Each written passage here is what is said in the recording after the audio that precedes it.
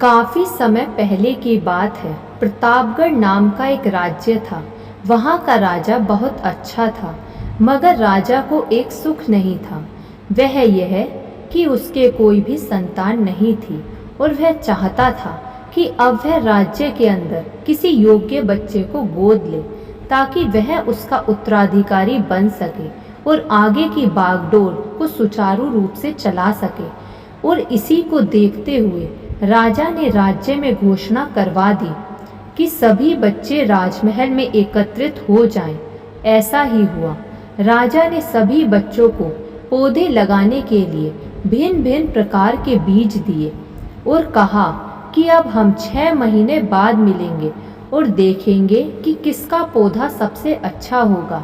महीना बीत जाने के बाद भी एक बच्चा ऐसा था जिसके गमले में वह बीज अभी तक नहीं फूटा था, लेकिन वह रोज उसकी देखभाल करता था और रोज पौधे को पानी देता था। देखते ही देखते 3 महीने बीत गए। बच्चा परेशान हो गया। तभी उसकी माँ ने कहा, बेटा धैर्य रखो, कुछ बीजों को फलने में ज़्यादा वक्त लगता है। और वह पौधे को सींचता रहा। 6 महीने हो गए। राजा के पास जाने का समय आ चुका था, लेकिन वह डरा हुआ था कि सभी बच्चों के गमले में तो पौधे होंगे और उसका गमला खाली होगा। लेकिन वह बच्चा ईमानदार था और सारे बच्चे राजमहल में आ चुके थे। कुछ बच्चे जोश से भरे हुए थे, क्योंकि उनके अंदर राज्य का उत्तराधिकारी बनने की प्रबल लालसा थी। अब राजा ने आदेश दिया। सभी बच्चे अपने अपने गमले दिखाने लगे, मगर एक बच्चा सहमा हुआ था, क्योंकि उसका गमला खाली था।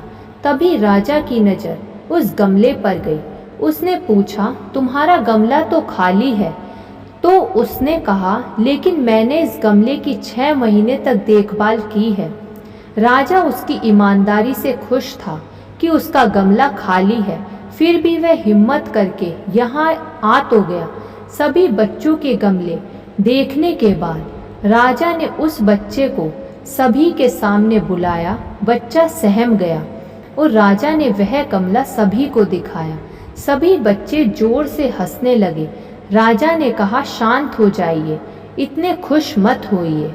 आप सभी के पास जो पौधे हैं वो सब बंजर हैं।